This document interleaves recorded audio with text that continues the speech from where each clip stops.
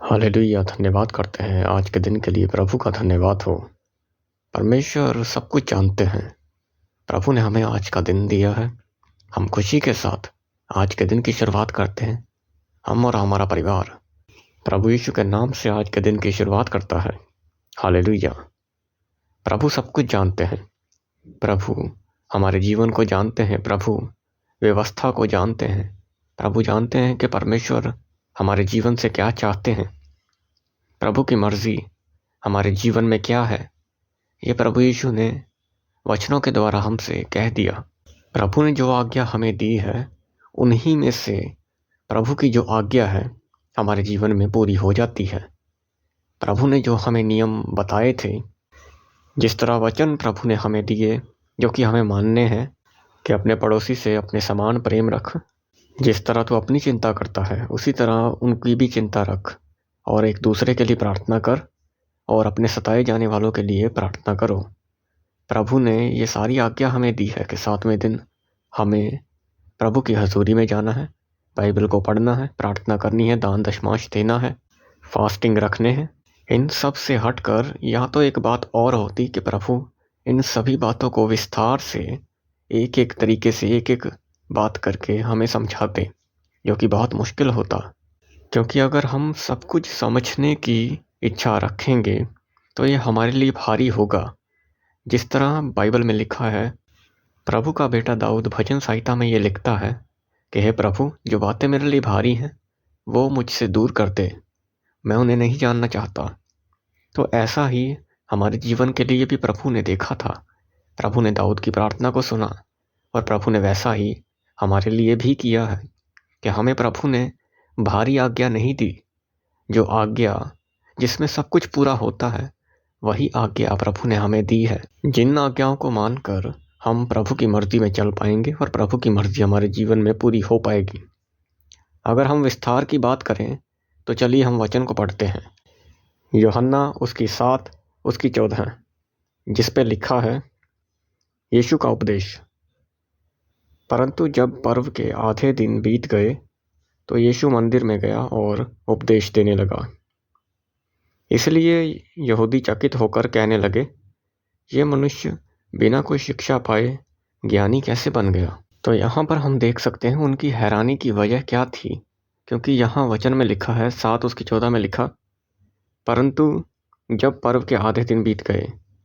तो यहाँ पर ऐसा होता था कि ये जो पर्व है, इसके बारे में लेवीय व्यवस्था 23 उसकी 34 से आगे सब कुछ लिखा हुआ है।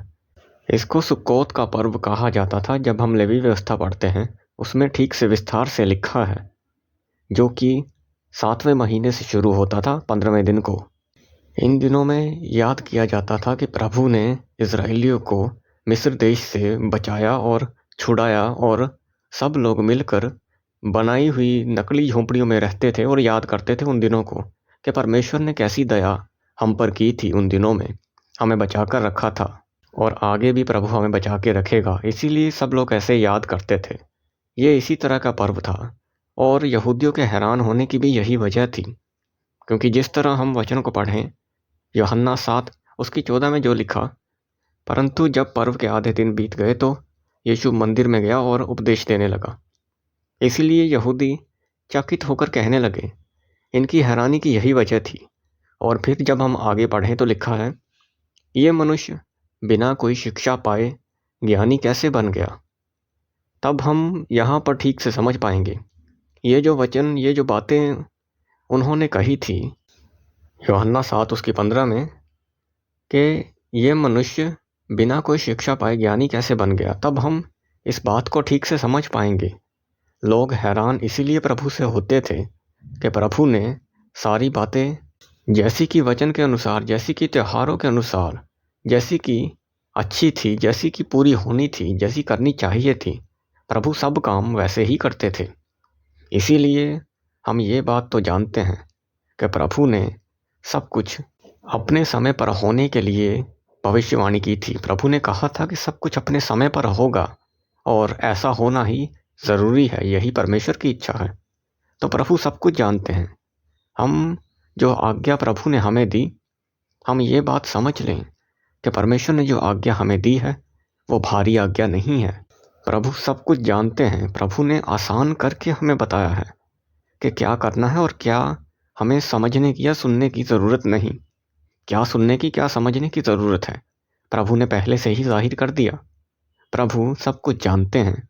तो चिंता ना करते हुए कि हमारे जीवन में क्या हुआ, क्या होगा, इस बात की चिंता ना करते हुए हम एक बात तो समझ लें कि परमेश्वर हमारे जीवन को देखते हैं, तो प्रभु हमारे जीवन को अच्छे से समझते भी हैं। जो भारी बातें हैं, परमेश्वर ने वो भारी बातें हमसे छिपाई तो नहीं रखी, लेकिन प्रभु ने आसान भाषा में उन्हें हमें समझा दिया है। तो विश्वास करते हैं, प्रार्थना करते हैं, परमेश्वर, सच्चा परमेश्वर हमारे हालातों को देखता है, प्रभु सब कुछ जानता है। और इस प्रार्थना में, इस वचनों के द्वारा पवित्र परमेश्वर यीशु खुदा हमारे परिवार के ऊपर, हमारे ऊपर आशीष आए। प्रार्थना करते प्रभु यीशु के नाम से, हालेलुया। अपनी आंखों को बंद करते हुए अपने हाथों को उठाएं, एक हाथ को अपने सर पर रखें। प्रभु यीशु का आत्मा आज हर एक के ऊपर आए। जितने लोग इस प्रार्थना को सुन रहे हैं, प्रभु का आत्मा आए, प्रभु का आत्मा टच करे, प्रभु का आत्मा छुए, हर एक प्रॉब्लम से आज़ाद करे। जितने लोग बीमार हैं, परेशान हैं, चिंता में हैं, आज आपकी चिंता को परमेश्वर का आत्मा खत्म करे। प्रभु का सामर्थ आज आपके परिवार के ऊपर हो, और हर एक टेंशन, हर एक बीमारी, हर एक दुष्ट आत्मा, हर एक नेगेटिविटी, हर एक जादू टोना, हर एक गरीबी का बंधन, हर एक कमजोरी का आत्मा, गरीबी का आत्मा, बीमारी का आत्मा, गिराने वाला, भरमाने वाला गंदा आत्मा, झगड़े का आत्मा, प्रभु यीशु के नाम से प्रभु के फायर से होकर जाता रहे, प्रभु के फायर से होकर जाता रहे। और हर एक टेंशन, आज हर एक टेंशन का दी एंड हो, खत्म हो प्रभु यीशु के नाम से। हर एक टेंशन, हर एक गरीबी, हर एक बंधन, हर एक जादू टोना, हर एक नेगेटिविटी, हर एक बुराई का आत्मा, गंदगी का आत्मा, हर एक डिप्रेशन का आत्मा, हर एक mentally disorder, physically problems, internal organs की प्रॉब्लम्स, यीशु के नाम से जाती रहे। प्रभु की हीलिंग आपके ऊपर आए, आपके परिवार के ऊपर आए। और हर एक बंधन, हर एक कमजोरी का बंधन, हर एक गरीबी का बंधन, हर एक नेगेटिविटी का बंधन, हर एक शैतानी बंधन टूटे, निकले और जाता रहे। प्रभु का लहू हम अपने ऊपर, अपने परिवार के ऊपर लगाते हैं। प्रभु के लहू में हम पूरी तरह अपने आप को छिपाते हैं।